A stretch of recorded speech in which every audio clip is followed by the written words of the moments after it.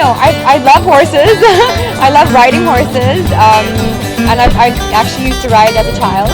But I think it's a very nice atmosphere here at the Derby, and it's lovely, and I think it's very exciting actually to be here and to watch the horses race and stuff. It's been, obviously it's amazing when your movies do well, and you feel great not just for yourself but for everyone involved in making the movie. So. That's why I think right now I pretty much want to focus on just doing big movies and movies that I feel will do very well at the box office, because